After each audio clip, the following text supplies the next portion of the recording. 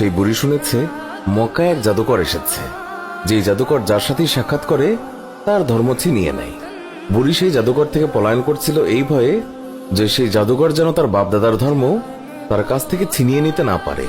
হঠাৎ সেই রাস্তা দিয়ে মহানবী সাল্লাল্লাহু আলাইহি ওয়াসাল্লাম যাচ্ছিলেন। বুড়ি মহানবী সাল্লাল্লাহু আলাইহি ওয়াসাল্লামকে দেখে বলল, বাবা, এই মালগুলি আমার মাথায় উঠিয়ে দিতে পারবে কি?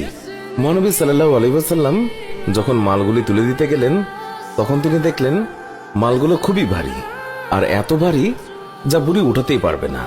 তখন মহানবী সাল্লাল্লাহু আলাইহি ওয়াসাল্লাম তিনি বুড়িকে বললেন, এটার তো খুবই ওজন, আপনি যদি অনুমতি দেন আমি আপনার এই মালগুলি আপনি যেখানে বলেন সেখানে দিয়ে আসব। বুড়ি তো খুবই খুশি, সে খুশি মনে অনুমতি দিল। মহানবী সাল্লাল্লাহু আলাইহি ওয়াসাল্লাম সকল মালপত্র নিজের মাথার উপর তুললেন আর বুড়ির সাথে পথ চলতে লাগলেন। আর বুড়ি পুরো রাস্তায় ওই জাদুকরকে বকা দিতে দিতে গেলেন। মহানবী সাল্লাল্লাহু আলাইহি ওয়াসাল্লাম বুঝলেন বুড়ি কার ওপর প্রচন্ড রেগে আছেন।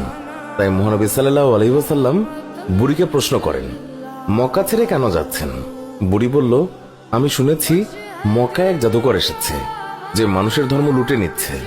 আমি সারা জীবন মূর্তি পূজা করেছি, আমার বাপ